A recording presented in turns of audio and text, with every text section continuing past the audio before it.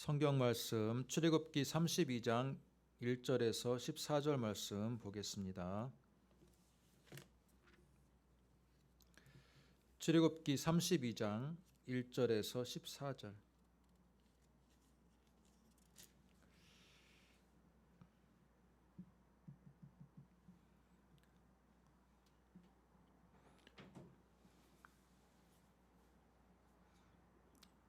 자, 한 절씩 저와 여러분이 교독하겠습니다. 백성이 모세가 산에서 내려옴이 더딤을 보고 모여 백성이 아론에게 이르러 말하되 일어나라, 우리를 위하여 우리를 인도할 신을 만들라.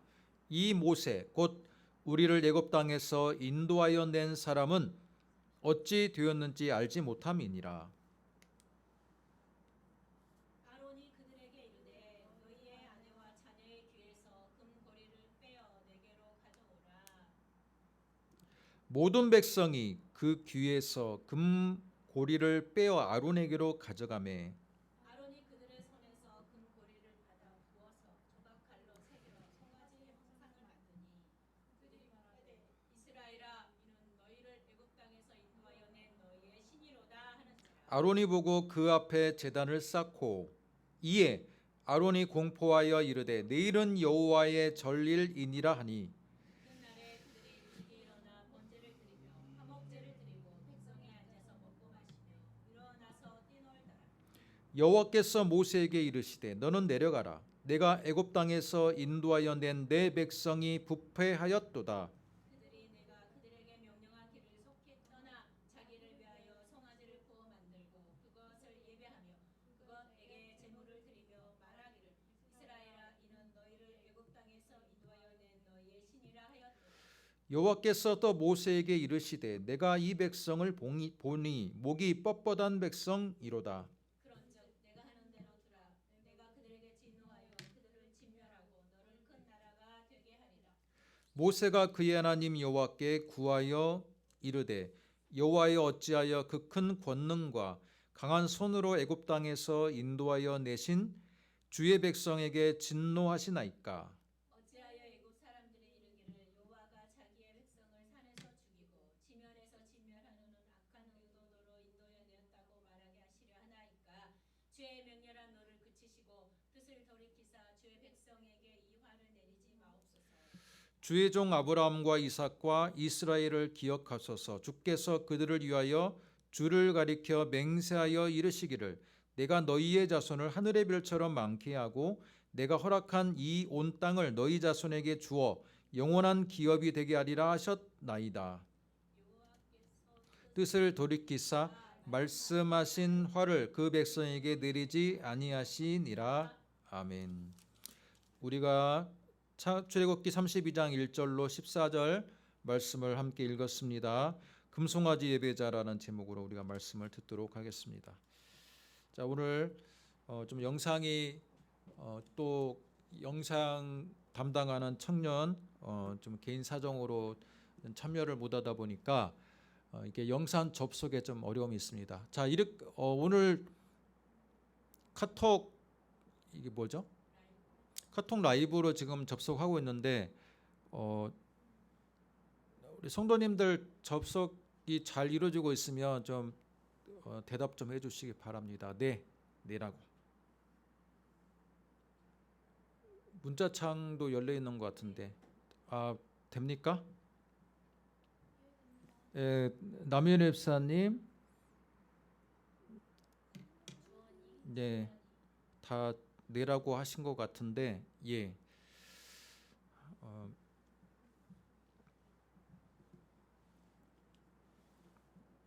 예배라는 게 좀 흐름이 중요하고 찬양부터 이제 물 흐르듯이 이제 진행이 돼야 되는데 자꾸 끊기니까 여러분 아마 접속하시는 분들도 좀 나름 스트레스가 좀 있을 것 같고 또 예배를 진행하고 또 말씀을 전하는 저도 약간 좀 리듬이 끊기는 느낌이에요. 그러다 보니까 말씀을 좀 전하는데 약간 좀 방해가 되는 건 사실입니다. 좀 하루빨리 좀 방송 시스템이 좀 안정화될 수 있도록 관심과 기도 부탁드리겠습니다. 오늘 우리가 읽은 이 말씀은요, 저는 세 가지의 관점에서 한번 접근해 보고자 합니다. 뭐냐면 이스라엘 백성의 입장과 또 아론의 입장과 또 하나님의 입장에서 오늘 사건을 한번 우리가 좀 살펴보았으면 좋겠습니다. 그 유명한 사건입니다. 금송아지가 등장하는 사건이에요. 여러분, 성경에서 금송아지가 출애굽기 지금 32장에서 등장하는데, 구약의 말씀을 우리가 읽다 보면 이 금송아지의 우상은 출애굽기 32장에 처음으로 등장하지만 이 금송아지 우상은 구약의 이스라엘 백성의 나라가 멸망할 때까지 그 금송아지 우상은 한 번도 명맥을 끊어진 적이 없어요. 그만큼 어떤 의미가 있느냐? 민간 신앙으로서 갖는 위력이 있다라는 거예요. 민간 신앙으로서 금송아지 우상만큼 백성들을 매료시키고 또 백성들에게 그 마음 깊은 곳에 자리 잡은 우상은 많지 않았다라는 게 성경의 전체 스토리 가운데 우리가 핵심적으로 잡아야 될 사실이라고 저는 생각합니다. 왜 백성들 마음속에 금송아지 우상이 환영을 받고 또 마음속에 심중 깊은 곳에 자리 잡을 만큼 위력을 발휘했을까요? 우리 대한민국 사람들 마음속에 마음속 깊은 곳에 자리 잡고 있는 게 뭐예요? 마치 구약시대의 금송아지 우상처럼 우리 한국 사람들 기본 마인드 속에 자리 잡고 있는 어떤 개념이랄까 또는 우상이랄까 같은 게 뭐가 있습니까? 저는 황금돼지 같은 이미지가 있죠.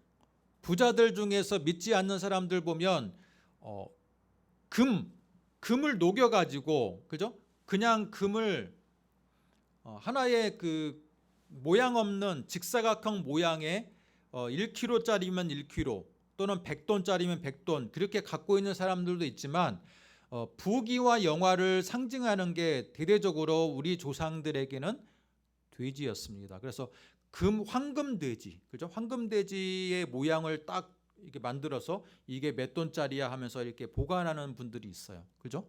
그게 우리 대한민국에 좀 기본적으로 내려오는 그 황금돼지가 뭐 복돼지다 또는 어떤 돼지다라는 이미지를 가지고 사람들의 마음속에 자리 잡고 있는 하나의 형상이지 않을까라는 생각을 해보게 되었습니다. 자, 그런데 이 금송아지는 이스라엘 백성들에게는 깊은 마음속 깊은 곳에 민간 신앙으로 자리 잡게 되었는데 그 첫 출현이 바로 출애굽기 32장이고 출애굽기 32장을 더 거슬러 올라가면요, 여러분, 이 송아지에 대한 신성화, 신격화는요 고대로부터 거슬러 올라간다라고 볼 수 있습니다. 고대인들이 살았던 동굴, 뭐 선사시대라고도 일컬어지는데 고대인들이 살았던 동굴 벽화를 보면요 반드시 등장하는 게 이 소예요. 소. 농경 문화에게 있어서 소가 가지는 그 가치는 지금의 소의 가치보다 비교할 수 없을 만큼 굉장히 가치가 있고 소중한 것이었습니다. 우리 조선시대 때도요, 여러분, 노비 한 사람보다 이 소가 갖고 있는 가치가 더 높았어요.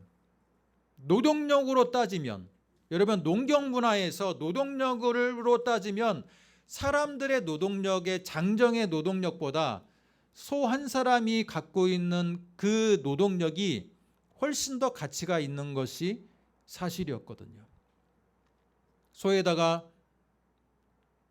멍에를 메고 쟁기를 이은 다음에 여러분 밭을 갈면요, 사람이 할 수 없는 그 일을 소는 소 한 마리가 너끈하게 감당합니다. 그렇기 때문에 농경 문화에게 있어서 소는요 굉장히 신성시되고 가치가 있고, 많은 사람들의 또 그 중에서도 황소, 아주 그냥 번식력도 왕성하고 새끼들을 많이 낳게 하고, 뿐만 아니라 농경 문화에서도 가장 큰 힘을 발휘해서 농사에 엄청난 도움을 주는 황소 같은 경우는 굉장한 숭배의 대상이 되었다는 것입니다. 자, 그러면 오늘 말씀의 배경을 먼저 보도록 하겠습니다. 하나님의 부름받은 종이었던 모세가 시내산에 올라갔는데, 그 올라간 목적이 뭡니까? 십계명 돌판을 받기 위해서 올라갔어요. 그런데 십계명 돌판을 받으러 올라간 이 모세가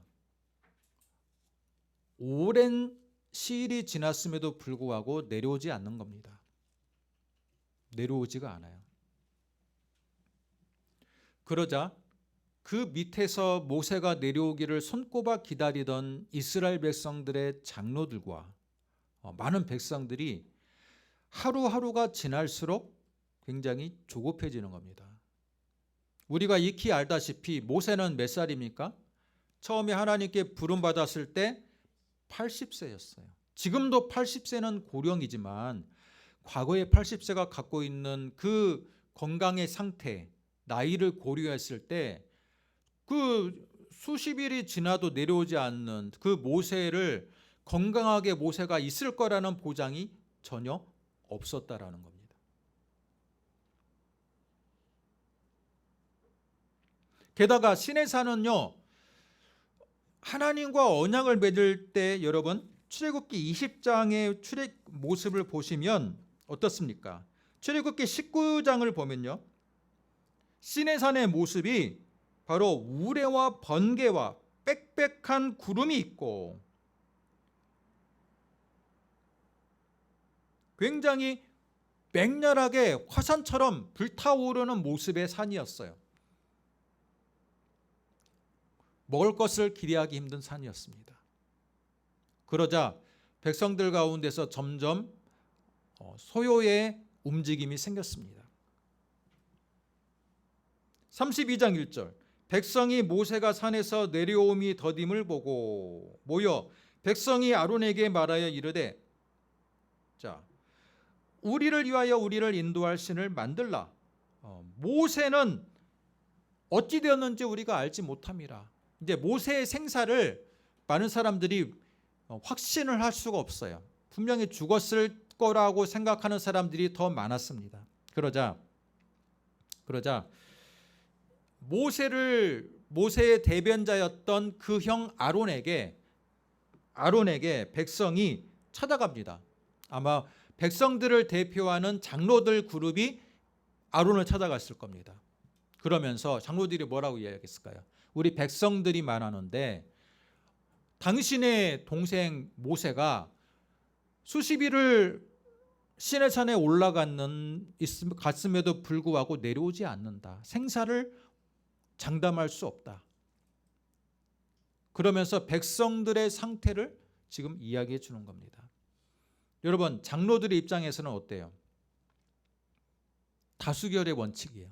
백성들의 대부분이 모세가 죽었을까라고 거의 확신을 하는 지금 상태에 이르렀기 때문에 이제는 우리가 뭔가의 제스처를 쳐야 된다는 거예요. 그냥 가만히 있어서는 안 된다는 겁니다. 장로 입장과 백성들 입장에서 생각해 보겠습니다. 여러분, 지금 시내산에 도착한 지는요, 불과 출애굽을 한 지가 여러분 6개월 정도밖에 지나지 않았어요. 불과 1년도 지나지 않았습니다. 6개월 전만 해도 이스라엘 백성은 어떤 삶을 살았습니까? 애굽에서의 삶을 살았습니다. 애굽에서의 삶은 지금 이스라엘 백성이 살고 있는 광야보다는 환경적으로 비교할 수 없을 정도로 풍요로운 땅이었습니다. 고대 문명이 발달한 도시였고 풍요로운 땅이었고 비록 애굽의 종노릇을 하는 신분이었을지라도 그나마 그들이 뭐라고 한탄합니까? 그래도 그곳에서는 먹을 거라도 풍족했고, 그죠? 먹을 거라도 풍족했던 땅이었다라는 거예요.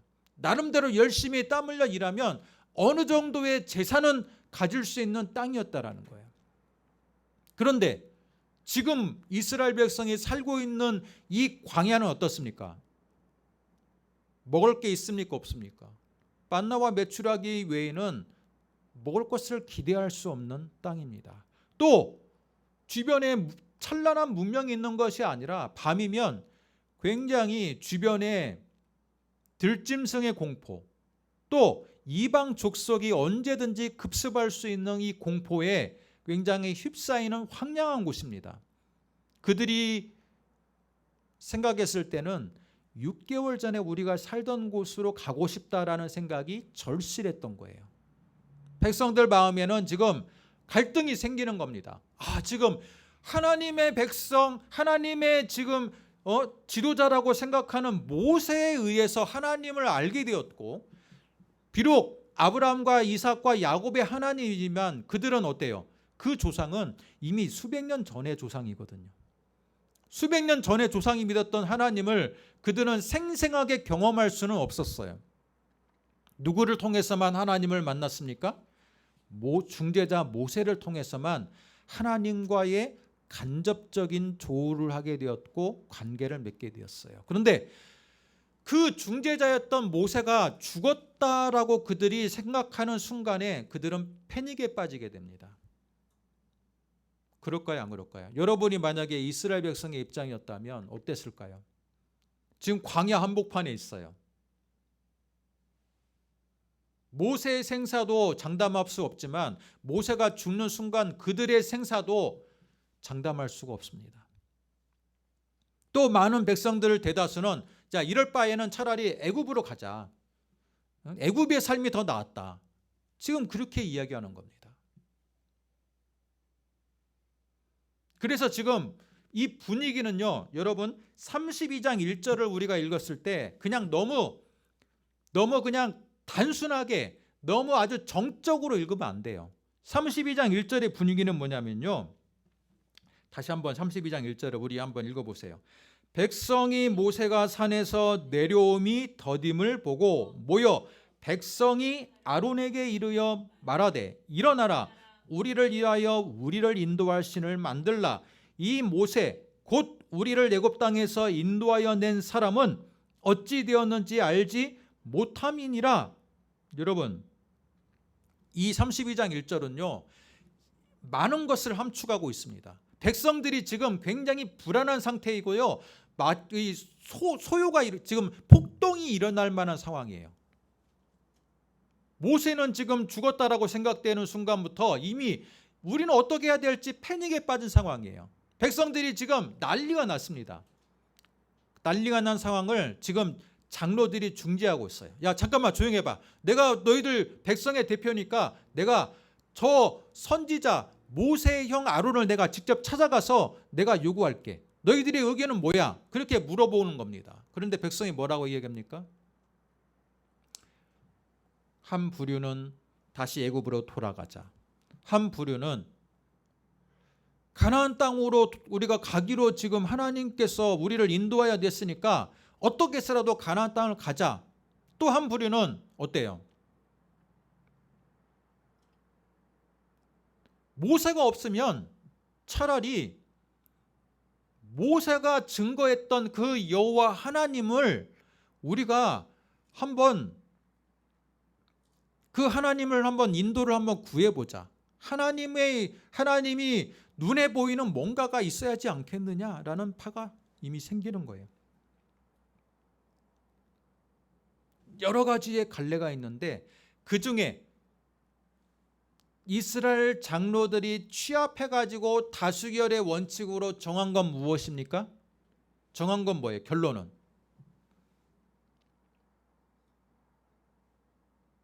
(32장 1절을) 보세요. 우리를 위하여 우리를 인도할 신을 만들라.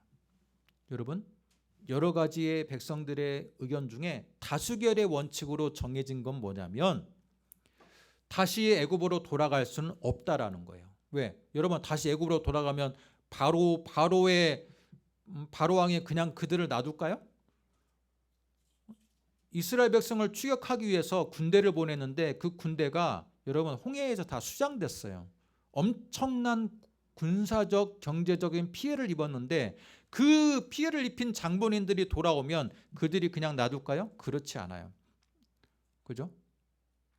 엄청난 사륙을 당할 겁니다. 그래서 이 다시 애굽으로 돌아가자는 파야의 의견은 지금 채택이 되지 않았어요. 그리고 백성들 다수는 뭐냐면 비록 모세가 죽었다 할지라도 모세가 섬겼던 그 여호와 하나님의 신은 있지 않느냐. 그 하나님의 능력을 우리가 10가지의 재앙과 또 홍해를 가르는 그 능력을 우리가 목격하지 않았느냐.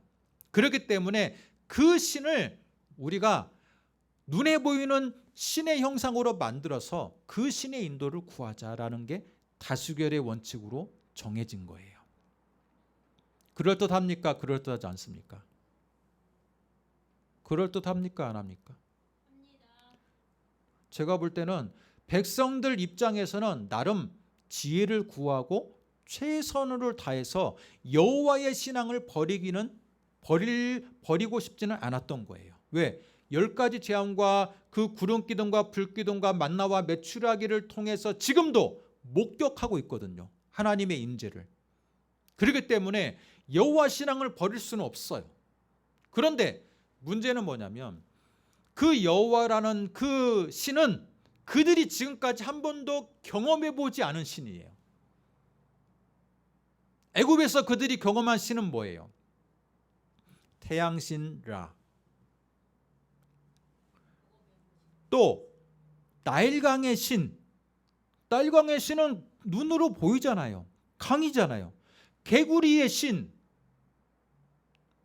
독수리의 신, 사자의 신, 송아지의 신, 모든 애굽에서 섬기던 그 여러 가지의 잡신들의 특징은 뭐냐면 형상화가 돼 있다는 거예요. 아주 형상화가 잘 돼 있어요. 사람들에게 아주 멋지게 형상화돼서 금으로 그것을 만들어서 사람들이 잘 보이는 곳에 세워놔서 그 신을 경배하게 만들었거든요. 그것을 통해서 이스라엘 애굽의 파라오는 국가적인 통합을 이루었어요. 여러 가지 신상을 세워가지고 그 백성들이 그 신상을 잘 섬기고 그 신들 중에 최고의 신은 뭐예요? 태양신 라예요. 태양신의 아들은 누구예요? 파라오. 그러니까 여러분 많은 잡신들이 있다 하더라도 잡신들 중에 최고의 신 태양신의 아들이 파라오기 때문에 그 종교 시스템을 통해 가지고 바로의 권력이 유지되는 시스템이에요. 모든 신들은 다 형상화가 돼 있어요. 여러분 그런 문화에서 자란 이스라엘 백성이 여호와의 신앙을 지키기를 원했는데 문제는 뭡니까? 그 여호와의 하나님은요 자기들이 지금까지 겪어본 적이 없는 하나님이에요. 형상이 없어요. 형상이 없어. 십계명 첫 번째 계명이 뭡니까? 나 외에는 다른 신을 두지 말라. 게다가 이 신은 애굽의 다른 신과 달리 질투하는 신이야. 자기만 섬기래. 다른 신들은 다 아무것도 아니래. 자기만 섬기는 신이야. 또 출애굽기 아니라 십계명 두 번째 십계명은 뭡니까? 우상을 만들지 말라. 나를 위해서 어떤 형상이나 어떤 형태도 만들지 말라라는 거예요. 그러다 보니까 그들이 알고 있는 여러 가지의 많은 이 다신들의 그 특징이 형상화인데 문제는 이 이스라엘 백성이 섬기기를 원하는 여호와 하나님은요 자신들이 알던 신하고는 너무 다른 거예요. 나 외에는 다른 신들을 섬기지 말라 뿐만 아니라 어떤 형상도 만들지 말라는 거예요. 그러다 보니까 하나님을 섬기고 싶은데, 여호와 하나님을 섬기고 싶은데 여호와 하나님의 중재자였던 모세는 죽은 것 같고, 그러면 여호와 하나님은 어떻게 섬겨야 됩니까? 여러분, 이스라엘 백성에서 그러면 하나님을 어떻게 만나야 돼? 여러분이 이스라엘 백성이라면 하나님을 어떻게 만나야 됩니까? 응? 형체를 만들어야 할 것 같대요, 소변이가. 그래요.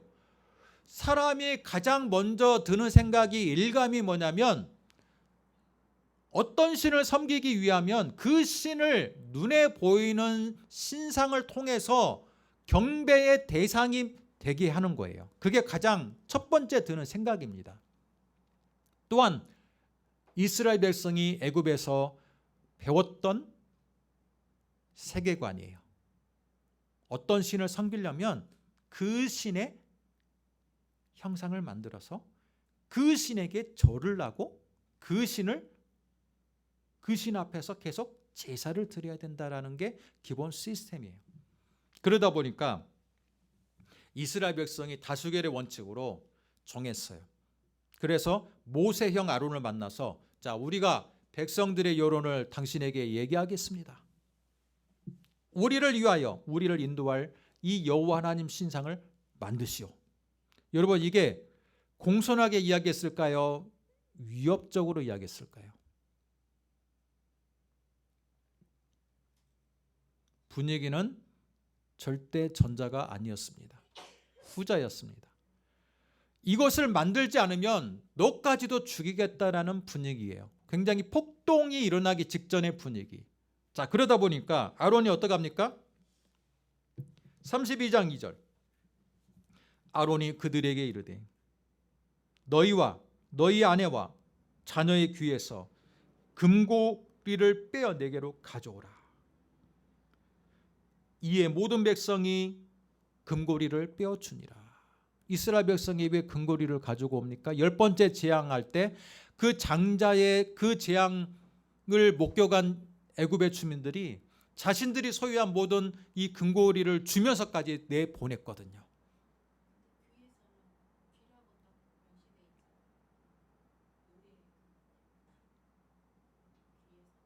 자, 그런데 이 금고리를 다 모아가지고, 자, 이것을 주조합니다. 다 녹여요. 녹여가지고 모양틀을 만듭니다. 그리고 모양틀을 만들어서 부어가지고 순 금의 형상을 만드는데, 우리가 알던 식으로 애니메이션을 보면 어때요? 황금 송아지, 뭐 이만한 송아지를 만든 것처럼 알잖아요. 그렇게 하려면 여러분 수천 돈의 그 금이 필요합니다. 근데 그렇게 크지는 않았을 거라고 생각이 돼요. 어찌됐건 그들이 만든 그 덩어리 안에서 만든 이 신상을 만들어졌어요. 그리고 그들의 반응이 뭡니까? 4절, 그들이 말하되 이스라엘아, 이는 너희를 애굽 땅에서 인도하여 낸 너희의 신이로다 하는지라. 여기서 자세히 보면요, 이스라엘아, 이는 너희를 애굽 땅에서 인도하여 낸까지는 보면 어때요? 여호와 하나님을 말하는 건데, 문제는 너희의 신이다. 너희의 신. 32장 1절을 보면 우리를 위하여 우리를 인도할 신. 여호와 하나님에 대해서 여호와 하나님이라고 일컬지 않고 어떻게 이 감정을 이입합니까? 우리를 위하여 우리를 인도할 신. 또는 4절, 너희를 애굽 땅에서 인도하여 낸 너희의 신, 이렇게 표현하고 있습니다. 이들의 특징은 뭡니까? 우리를 위한 신이야. 여호와 자체의 그 하나님의 그 초점을 맞추기보다는 지금 우리의 이 패닉 상태에 빠진 우리를 당장 위기에서 구출할 신이라는 뜻이에요. 아론 입장에서 보겠습니다. 아론 입장에서 어느 날 자기 형이 시내산에서 올라갔는데 내려오질 않아요. 아론도 모세에 비해서 말을 잘하는 사람이었기 때문에 백성에게 어느 정도 대변자로서의 위치는 있었지만 실권은 누가 있어요? 모세가 갖고 있거든요. 근데 모세가 내려오질 않으니까 그도 하루가 지날수록 점점 불안해지는 게 사실이었어요. 근데 어느 날 백성의 장로들이 와서 위협합니다. 너희 형 죽은 것 같은데 너 지금 그 너희 형이 죽으면 네가 이제 백성의 대표가 돼야 되는데 지금 백성들이 지금 패닉 상태에 빠지고 지금 폭동이 일어날 상황이다. 우리들이 지금 의견을 모아봤는데 우리를 위한 신을 애굽에서 구출해낸 그 신은 우리를 위한 신 만들지 않으면 내가 너를 죽이겠다라고 하는 거예요. 아론 입장에서는 어때요? 갑자기 백성의 대변, 모세의 대변이었다가 백성들의 그 위협에 살기 어린 그 위협에 그는 백성들의 의견을 들어줄 수밖에 없습니다. 뿐만 아니라 아론도 크게 저항하지 않은 이유는 뭐냐면 아론은 형보다 나이가 더 많겠죠. 80이 넘은 동안 그도 80년이 넘는 동안 애굽에서 살아왔기 때문에 그도 알고 있는 신의 개념은 뭐예요? 이스라엘 백성하고 똑같아요. 모든 섬기는 신들은 어떤 구체적인 형상이 있어야 된다라는 세계관 속에서 80년을 살았어요. 비록 몇 주 전에 십계명의 선포를 통해서 나 외에는 다른 신을 섬기지 말라, 어떤 형상도 만들지 말라, 우상을 만들지 말라라는 율법의 십계명의 말씀을 들어서 알고는 있지만 그가 가지고 있는 일반 신의 개념은 뭐냐면 모든 신은 뭔가 형체가 있어야 된다는 게 그가 80년 동안 살아왔던 문화적인 관습이었습니다. 그렇기 때문에 아론도 그 생명의 위협 속에서 크게 저항하지 않은 이유가 뭐냐면 자기도 그렇게 살아왔거든. 뭔가 여호와 하나님의 신을 섬기려면 뭔가 이제는 형상을 만들어야 될 때가 드디어 왔구나라고 생각한 거지 그게 크게 잘못했다라고 생각하지를 않는 거예요. 여러분 문화가 갖는 그 무서운 게 그거예요. 그 문화에 젖어들면요 하나님의 말씀을 제대로 생각할 수도 없고 제대로 지킬 수도 없어요. 그런데 여호와 하나님 입장에서는 뭐예요? 여호와 하나님 입장에서는 지금 하나님이 부른 종 모세와 시내산에서 1대1의 조우를 통해서 십계명 돌판을 지금 수여하려고 하는 와중인데 그게 엄청난 하나님의 영광으로 인해서 시간과 공간을 초월하는 듯한 그런 현상이 나타나서 지금 수십 일이 지났어요. 그런데 그 와중에 산에서 벌어지는 일을 하나님이 지금 다 알고 계시는 거예요. 그래서 하나님께서 이스라엘 백성의 대표자였던 모세에게 뭐라고 말씀하십니까? 7절 하반부 여호와께서 모세에게 이르시되 너는 내려가라 내가 애굽 땅에서 인도하여 낸 내 백성이 부패하였도다. 그들이 내가 그들에게 명령한 길을 속히 떠나 자기를 위하여 송아지를 부어 만들고 그것을 예배하며 그것에게 제물을 드리며 말하기를 이스라엘아 이는 너희를 애굽 땅에서 인도하여 낸 너희 신이라 하였도다 라고 합니다. 좀 여러분 이 말씀을 자세히 보면요 그것을 예배하고 그것에게 제물을 드리며 이스라엘아 이는 너희를 애굽 땅에서 인도하여 낸 너희 신이다 라고 말하고 있습니다. 이에 하나님의 반응은 어때요? 하나님의 반응이 어떻습니까? 10절 내가 그들에게 진노하여 그들을 진멸하고 너를 큰 나라가 되게 하리라. 그러면서 여러분 11절부터는 모세의 중보 기도가 있습니다. 중재하는 기도. 여호와여 어찌하여 애굽 땅에서 인도하여 내신 주의 백성에게 진노하시나이까? 지금 하나님께서 진노하시는 거예요.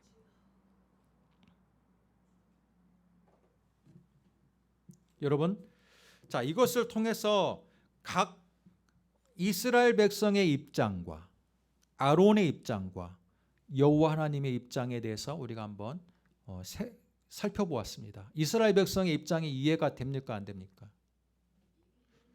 나름 이해가 되죠? 왜? 애굽의 문화 자체가 신상을 만들지 않고는 그 신을 이해할 수 없는 문화예요. 그죠?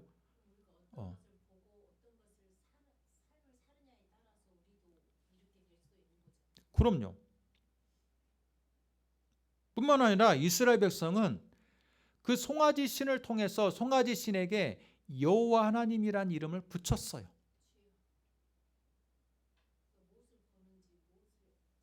왜냐하면 농경과 목축을 같이 했던 반농 반목 사회가 애굽 사회거든요.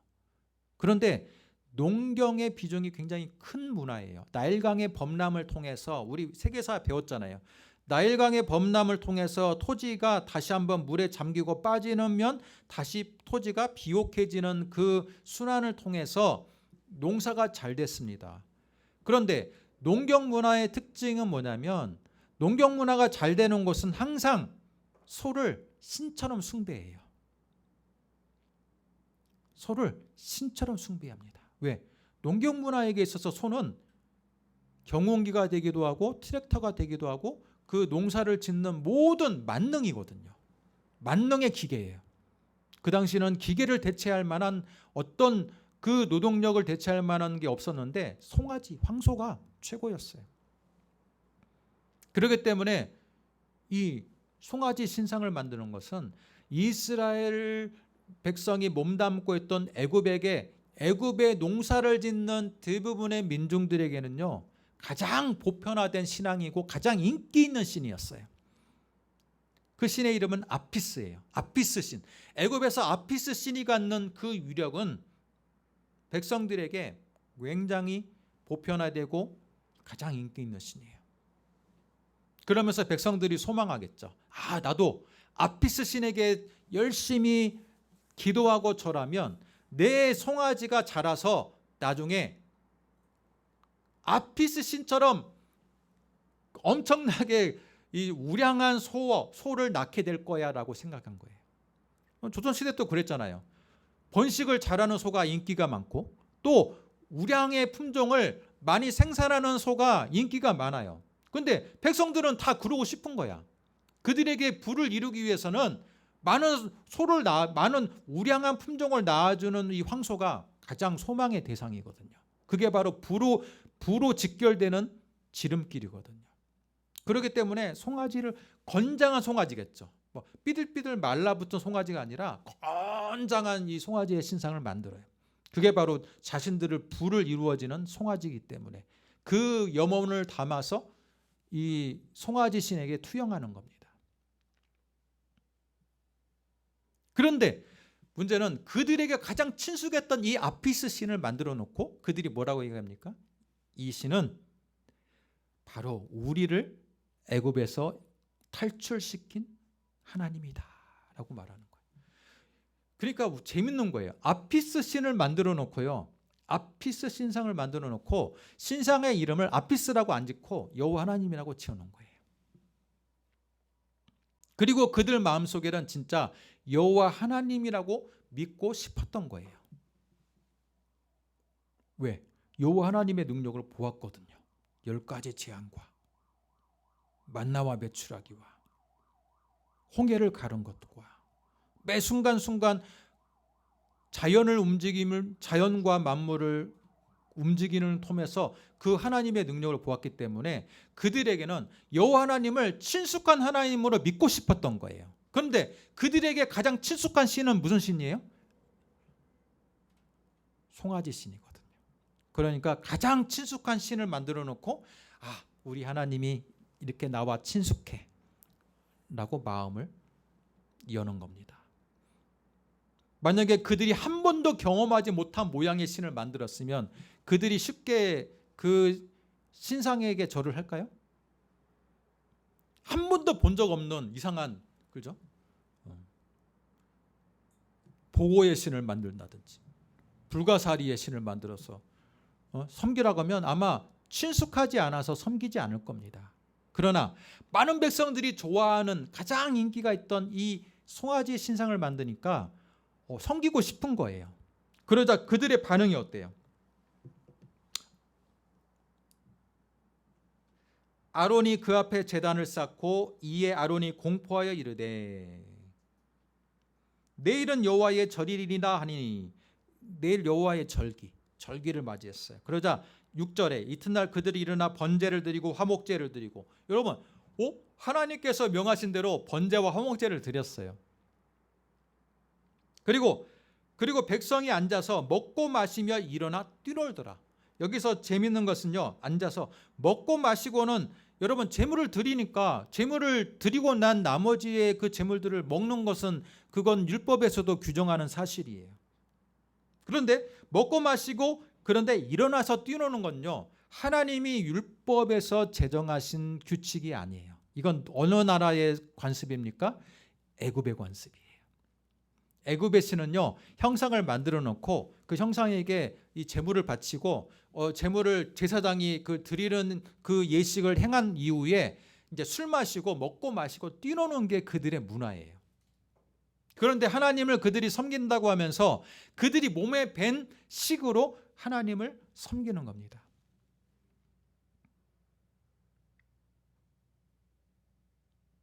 일어나서 뛰놀더라. 자, 이것을 통해서 우리가 알 수 있는 건 뭡니까? 이스라엘이 하나님을 완전히 버리지는 않았어요. 여호와 하나님을 버린 건 아니에요. 단순히 우리는 그러면 그냥 샤머니즘 우상으로 돌아갈래, 우리 아피스 신으로 돌아갈래라고 한 건 아니에요. 근데 자신이 원하는 형상으로 원하는 방식으로 하나님을 섬기겠다라고 주장하는 겁니다. 이들은 하나님의 형상을 자신이 원하는 모습으로 변형시켜서 하나님이 주도권을 갖는 신앙이 아니라 자신이 주도권을 갖는 신앙으로 바꿨어요. 이게 여러분 지금 이 장면이 저는 역사적으로 굉장히 어떤 갈림길이라고 생각하냐면, 유일신앙으로 가느냐 다신의 신앙으로 가느냐의 갈림길이에요. 만약에 송아지 우상을 여호와 하나님이라고 여러분 완전히 인정해서 그 전통이 이어졌다면 나중에 다신으로 가는 지름길이 되는 거예요. 왜? 여러분 꼭 황금 송아지를 여호와 하나님이라고 생각할 필요는 없잖아요. 나중에 시간이 지나면 황금 송아지보다 더 인기 있는 가나안의 신이 있네? 바알 신이 있어요. 아세라 신이 있어요. 그러면 그 바알 신을 조금 다르게 변형시켜서 이것은 우리를 애굽 땅에서 인도하여 낸 신이다라고 생각하고 또 이름을 붙여요. 그러면 제2의 여호와의 신이 생기는 거예요. 또 아세라 신을 그 많은 그 여성의 신이거든요. 아세라 신은 그 유방이 되게 많은 그 아세라 신앙을 좀 변형시켜서 이 신은 우리를 애굽 땅에서 인도하여 낸 또 무슨 신이다 붙이면 또 여호와 신이 되는 거예요. 그러면 여러분 한 번 허용하면 그 이후의 상황은 안 봐도 뻔합니다. 어떤 결과가 나오냐면 결국은 다실론으로 가는 지름길인 거예요. 그렇기 때문에 황금 송아지를 여호와 신으로 인정하느냐 인정하지 않느냐라는 이 장면은 유일신앙의 전통이 자리를 잡느냐 아니면 다실론으로 다시 가느냐의 갈림길에 있는 장면이에요. 굉장히 중요한 장면입니다.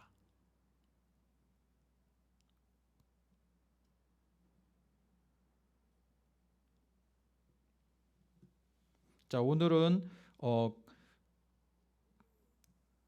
그런데 이 똑같은 사건이 400년 후에 마치 데자뷰처럼 나타납니다.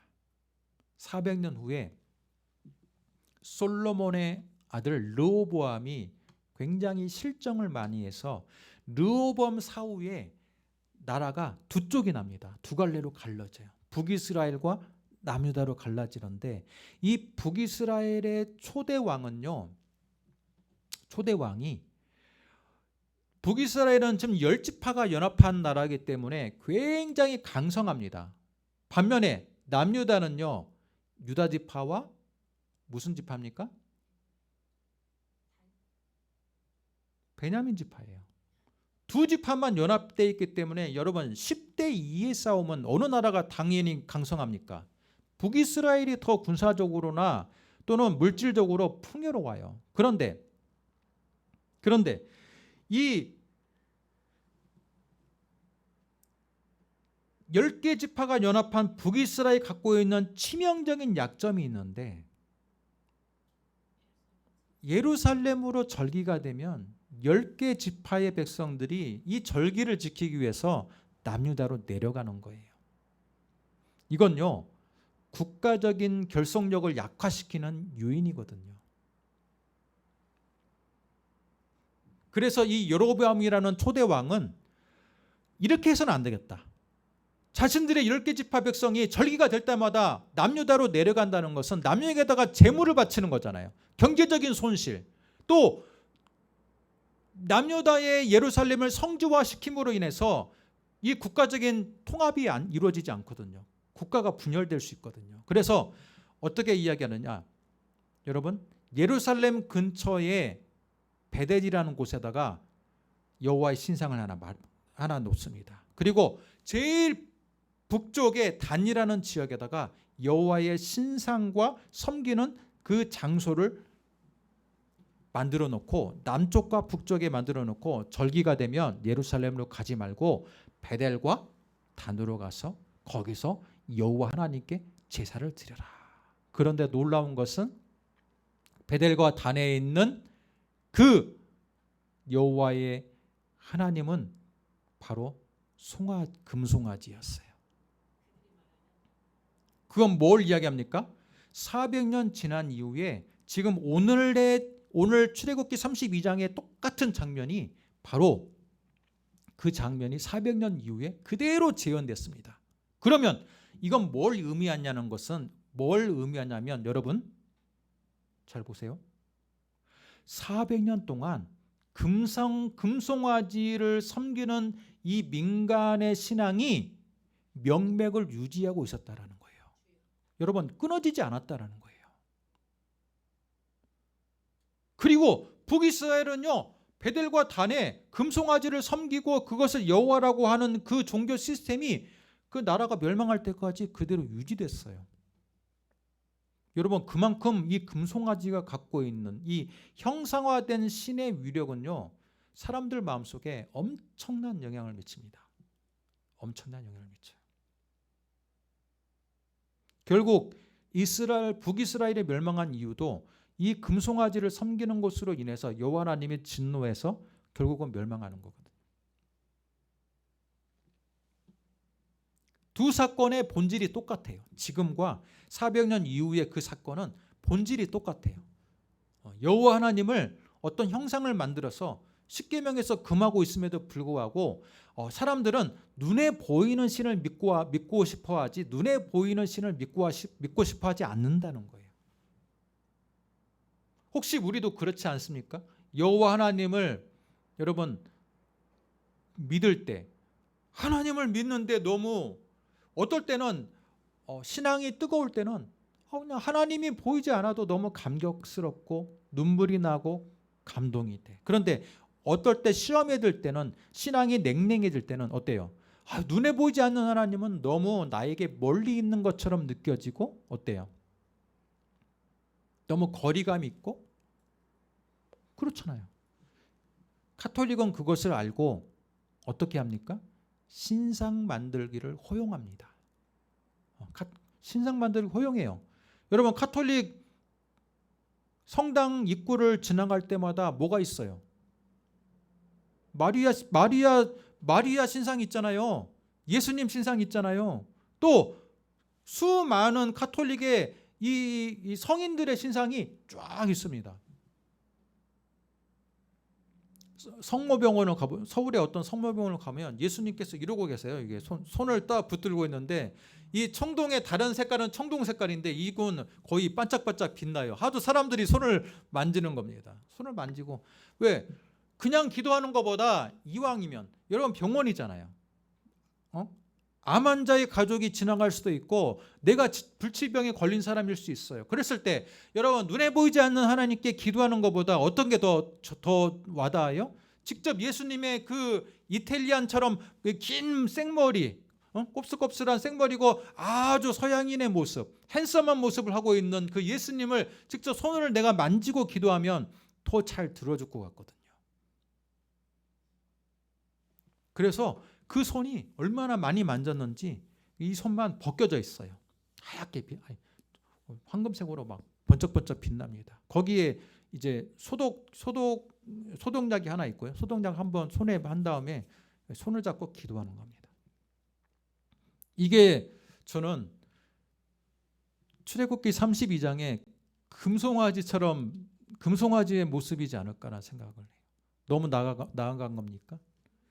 예수님의 모습을 키 180이 넘는 그 핸섬한 이탈리안 청년으로서 예수님의 그 동상을 만들어 놓고 그분이 손을 잡고 있어요. 그분하고 손을 잡으면 뭔가 내 병이 나을 것처럼 보여지고 내 소원이 이루어질 것처럼 보이니까 지나가는 사람들이 막 끊임없이 손을 잡고 기도해요. 간절합니다. 그런데 여러분, 예수님은 결코 많은 사람들이 흠모할 만한 외모가 아니었습니다. 왜 그렇습니까? 구약에서 예언하기를 그는 실로 우리의 질고를 지고 우리의 죄악을 고통을 당하러 이 땅에 오신 어린 양으로 묘사하고 있거든요.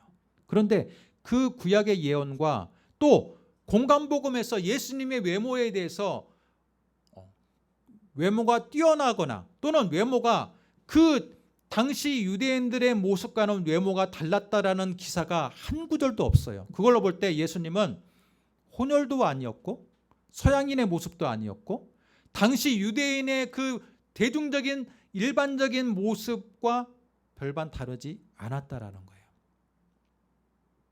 목수의 일을 했기 때문에 피부색은 검붉은 색처럼 굉장히 그을린 듯한 피부 색깔이었을 거고 머리는 직모가 아니라 그 당시 유대인들의 대부분의 특징인 곱슬머리였을 거고 또 코는 오똑한 게 아니라 중동인 특유의 콧방울이 넓은 모양이었을 거예요. 매부리 코와 같은.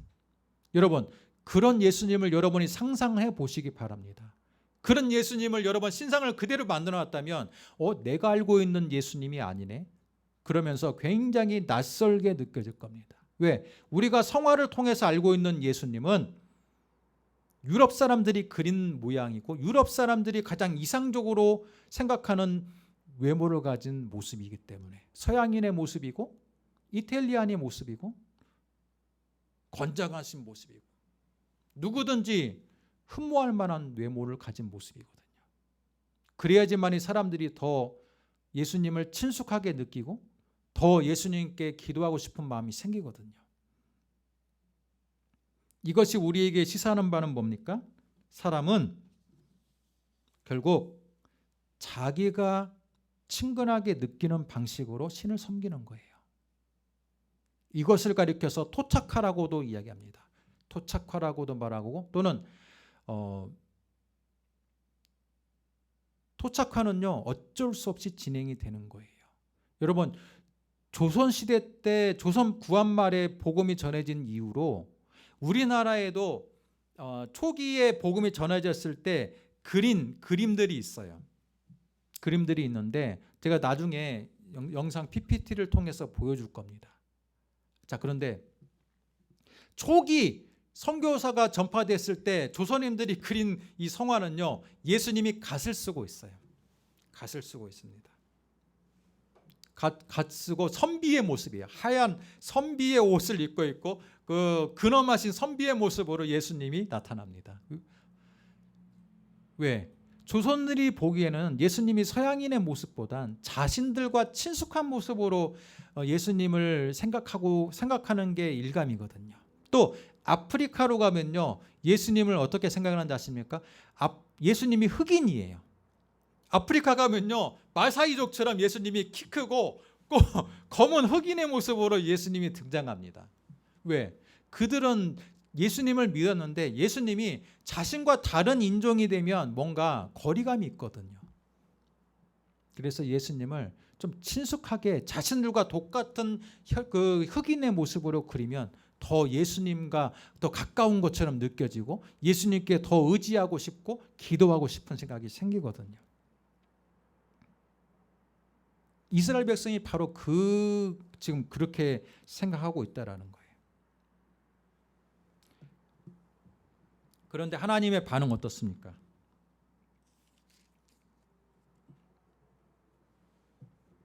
하나님의 반응은 어떻습니까?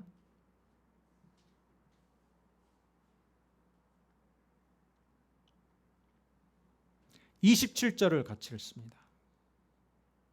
모세가 그들에게 이르되 이스라엘의 하나님 여호와께서 이렇게 말씀하시기를 너희는 각각 허리에 칼을 차고 진 이문에서 저문까지 왕래하며 각 사람이 그 형제를 각 사람이 자기의 친구를 각 사람이 자기 이웃을 죽이라 하였으니 네 자손이 모세의 말대로 행하며 이날 백성 중에 3,000명가량이 죽임을 당하니라. 여러분, 자기 동족 레위인들이 칼을 차고요, 이 지금 무작위로 죽이는 거예요. 무작위 학살이 지금 벌어졌는데 그 학살의 결과 몇 명이 죽었어요? 3,000명이 죽었습니다. 하나님이 결코 용서하지 않았어요. 중보자였던 모세가 왜 지금 이 광야에서 이렇게 힘들게 데려온 당신의 백성을 여기서 다 죽게 합니까? 제발 좀 이번에 용서해 주세요라고 간절하게 중보 기도했건만 하나님의 분노는 사라지지 않았어요. 그래서 무작위로 사람을 죽여서 3,000명이 죽었습니다. 이건 뭡니까? 여러분, 이 3,000명이 죽은 것을 보고 이스라엘 백성들의 반응 어땠을까요? 쇼크를 먹었을 거예요. 쇼크를 먹었을 겁니다. 그렇게 쇼크를 먹는 엄청난 이스라엘 백성에게 충격요법을 주지 않고는 이 금송아지의 신상 문화가 근절될 수 없다라는 것을 하나님은 아신 거예요.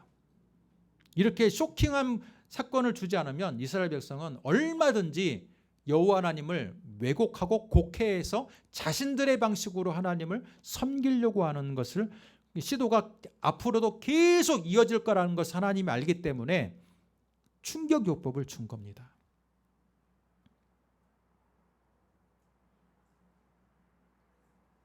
사람들은요, 항상 하나님 그분 자신으로 보려고 하지 않고 자신들이 생각하는 감정이입을 통해서 하나님을 섬기려고 해요.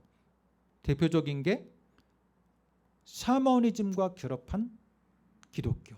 그래서 예수 믿으면 만사가 형통이 되고 예수 믿으면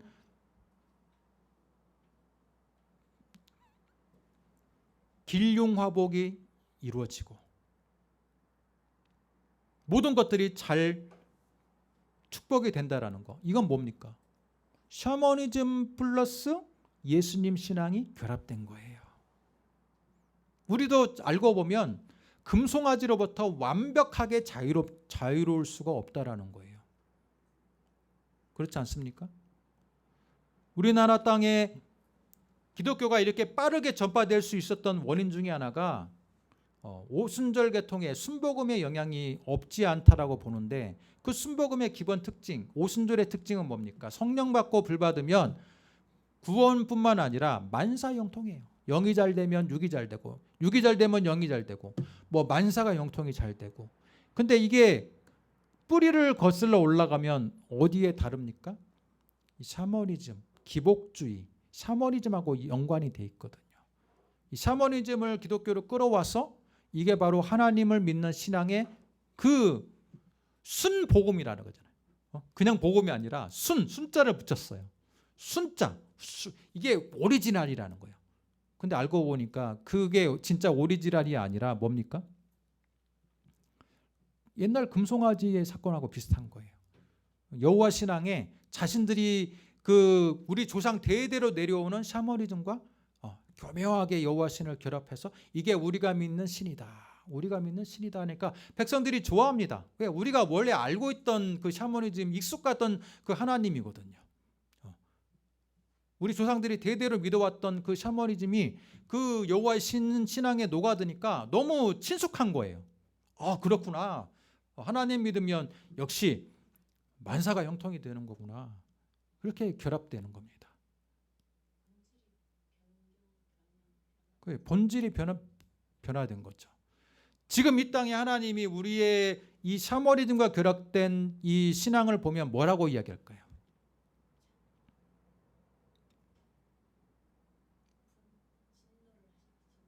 하나님의 진노가 있을 거예요.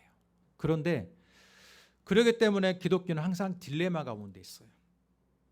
말씀과 말씀의 그것을 온전하게 보지 않으면 얼마든지 우리가 알고 있던 조상 대대로 내려왔던 이 고정관념들, 기본 관념들이 기독교 문화와 결합되는 거예요.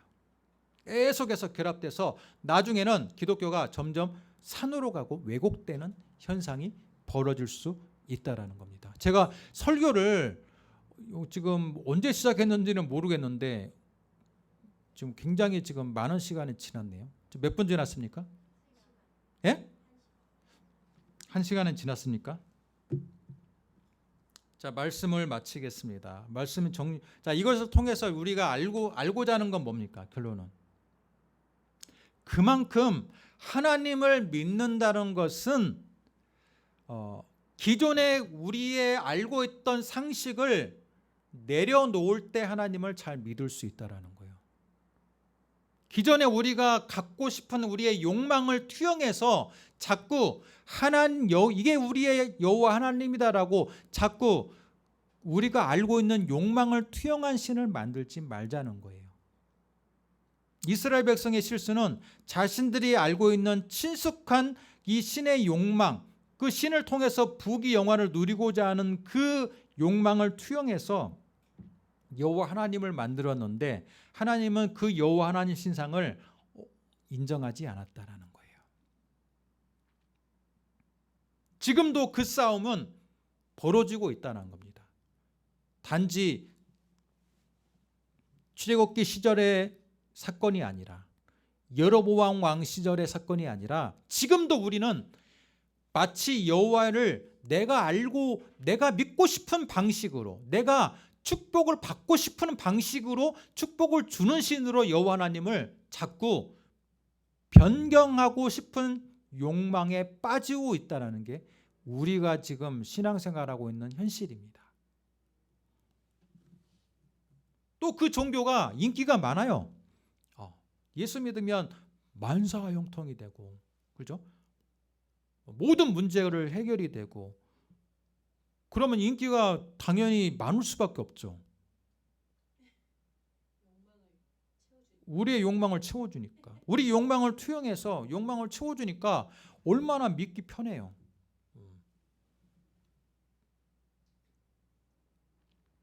기도하겠습니다. 하나님 아버지, 은혜와 사랑을 감사합니다. 오늘 우리에게 주시는 이 말씀을 통해 금송아지 예배자라는 제목으로 말씀을 들었습니다. 이 금송아지라는 이 우상은 여호와 하나님의 자체가 아님에도 불구하고 많은 백성들은 그 당시의 문화에 너무나도 젖어든 나머지 하나님을 자신들이 섬기고자 하는 방식으로 하나님을 만든 다음에 그것을 하나님이라고 이름을 붙이고 섬겼습니다. 이 방식이 지금 우리 시대에도 있지 않는지, 어쩌면 나도 하나님을 내가 믿고자 하는 방식으로 투영해서 믿고 있지는 않은지, 내가 스스로 속고 있는 신앙인이 아닌지 우리가 말씀을 통해서 오늘 살펴보았습니다. 다시 한번 내 신앙을 점검해 볼 수 있는 시간 되게 하여 주옵소서. 예수님의 이름으로 기도드립니다. 아멘.